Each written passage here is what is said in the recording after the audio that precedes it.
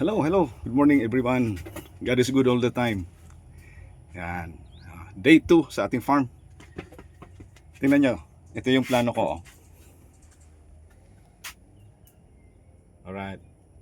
Date acquired June 15, 2022. Land area 3 hectares. Start of cultivation July 2, 2022. Yan yung mga halaman.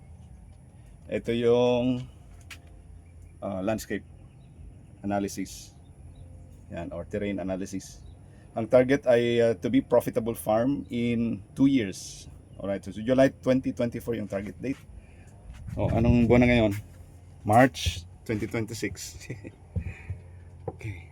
2024 to 2026, 2 years ahead of target. Ang tanong, profitable na ba? Hindi pa. Yan ang ibig sabihin ng idealism versus reality.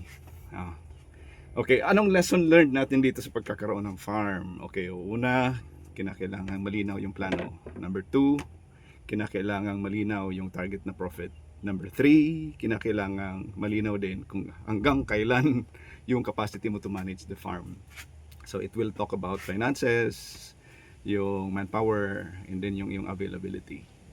Okay, so konting analysis lang ha. Kung hindi naman to konti, kahit papaano kung ano yung aking maibabahagi sa inyo sa ngayong umaga o ngayong araw ay maging karagdagang kaalaman para sa inyo. Ito ay para sa mga may-ari ng farm o kaya mga lupa na minanas kanilang mga magulang at nagnanais kayo na mag-settle down na o mag for good. Ang tanong, kakayanin ba? Ayan, yan ang ibabahagi ko sa inyo ngayong umaga. Una, kung wala pa kayong lupa at nagnanais kayo na magkaroon ng farm, consider nyo yung presyo ng lupa, magkano. Plus, yung legal documents o yung processing fees para mailipat yung property sa inyong pangalan. Para maging legitimate kayo may-ari. Alright, pangatlo, yung development ng farm. Una, yung security. Tinatawag na fencing. Okay? Yung security fence, importante yon. Alam niyo kung bakit? Kasi malaking gulo ang naidudulot ng lupa na hindi maayos yung boundaries. Yan, change venue tayo kasi maingay yung aso ko. Alright, so ipagpatuloy natin. Maraming mga factors na kinakailangan para umunlad tayo sa farming. Una, sige, consider natin yung una, yung availability ng iyong lupa. At saka yung capacity mo to cultivate. Tulad sa akin, 3 hectares, sa tingin ko kayang-kaya ko siyang i-cultivate at saka i-manage. So in a span of 2 years, fully cultivated na yung lupa. Nagsimula muna ako sa mga cash crop tulad ng mga gulay para kapag mayroong income, yun na rin ang ginagamit ko sa improvement ng farm. Tulad ng pagpapatanim ng mga long-term crops tulad ng mga halaman na namumunga. Tulad ng mga fruit-bearing trees, coconut at iba pa. Pagkatapos noon ay nag-focus na ako sa pagpapalago ng mga long-term crops tulad ng kalamansi at saka niyog. Ang disadvantage naman dito ay yung return ay medyo matagal. Around 2 years o kaya minimum 1.5 years pwede mo nang pabungahin yung kalamansi. Ang isa sa mga consideration ng pag-aalaga ng kalamansi ay yung matagal na preparation bago siya mamunga at saka yung overhead expenses ng pagpapabunga. Kasi ang kalamansi ay hindi tulad ng ibang halaman tulad ng nyog na hayaan mo lang. Once na lumago na siya at nagsimulang mamunga, kahit wag mong lagyan ng pataba o kaya isprehan ng pesticide, mamumunga at mamumunga ang niyog. Diba? Although may mga peste din, pero hindi ganoon ka vulnerable ang niyog sa mga peste. Okay. Pero kapag mga fruit bearing trees tulad ng kalamansi, kailangan talaga ng maintenance para mapabunga ng maayos. So yung overhead expenses ay major consideration. Isa pa sa mga dapat na magkaroon tayo sa farm ay yung mga animals. Tulad ng mga manok. Ang mga manok ay less maintenance din. Lalo na kapag native.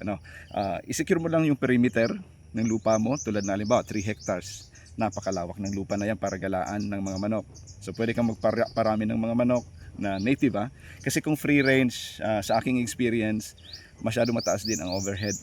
Hindi siya mabubuhay ng maayos o mangingitlog ng maayos kapag dahon lang ng damo o kaya madre de agua. Hindi, kinakailangan mapatuka mo pa rin siya ng commercial feeds. para maging sufficient yung nutrients na kailangan ng manok na hindi masacrifice yung production ng itlog. O kaya naman hindi papayat para kung halimbawa kakatayin mo at ibibenta, saleable siya.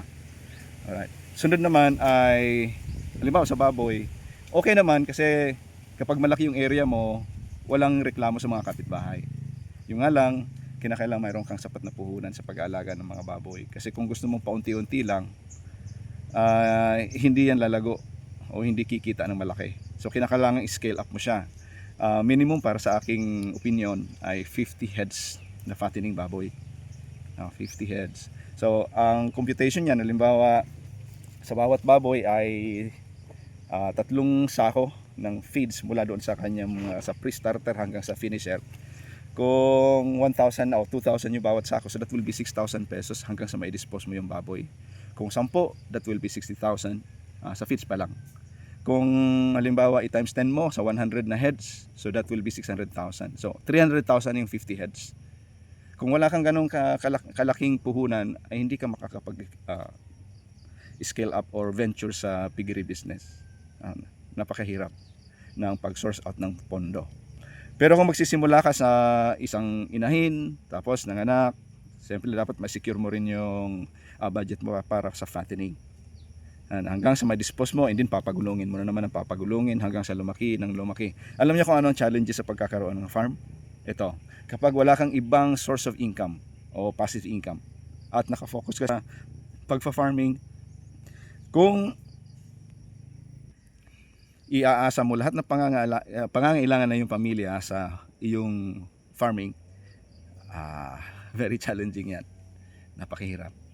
Naranasan ko yan. At ngayon ay mararanasan ko ulit, pero ngayon at least alam ko na kung ano yung aking gagawin. Meron din akong ibang alternative source of income, pero so far ang aking farm ay kinakailangan sumuporta sa pangangailangan ng aking pamilya. Yan. Isa yan sa pinakamalaking challenges sa pagkakaroon ng farm. Kaya ngayon nararanasan ko yung buhay ng mga ordinaryong magsasaka tulad ng mga agrarian beneficiaries na pinagkatiwalaan ng 3 hektarya ng lupa.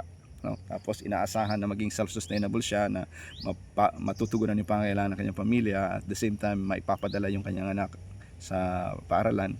Challenging yung ganyan. Kailangan talaga mayroong scholarship at saka allowance yung mga bata na nag-aaral kapag ang farmer ay small time lang.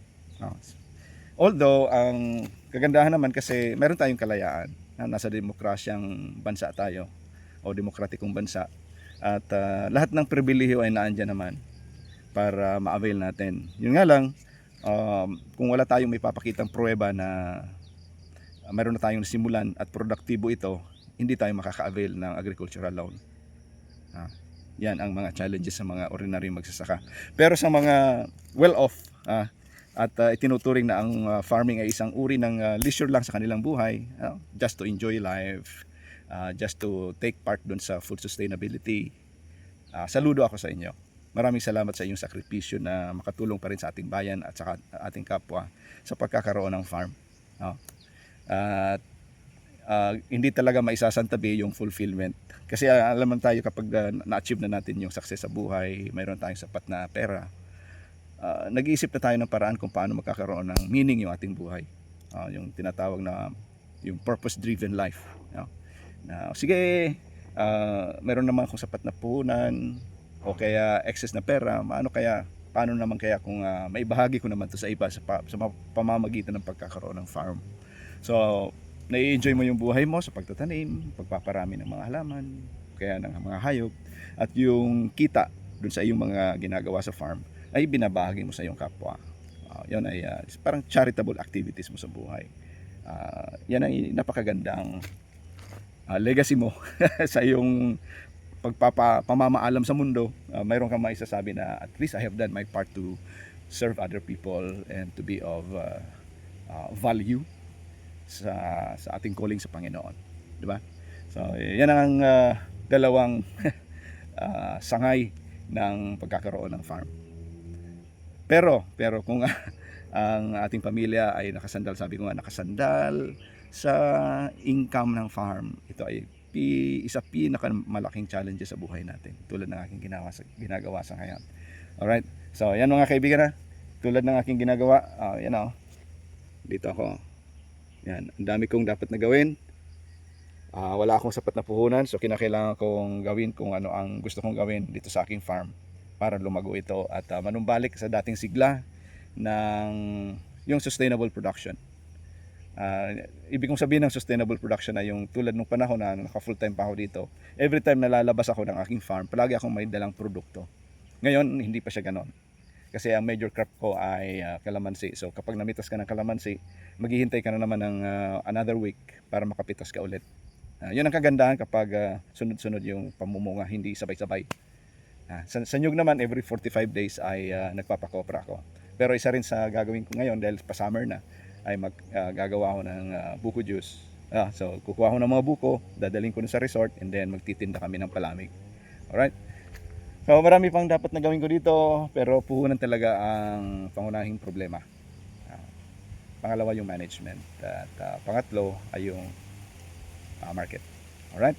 So maraming salamat, sana ay nakabahagi ako sa inyong lahat, at kung ano man yung inyong mga ideas o kaya katanungan, maaari ninyong i-comment dyan sa baba para masagot ko. Maibahagi ko yung aking mga personal na karanasan tungkol sa pagmamanage o pagkakaroon ng farm, lalong-lalo na sa upland. Very challenging ang pagkakaroon ng farm sa upland. Okay? Thank you very much. God bless. Bye-bye.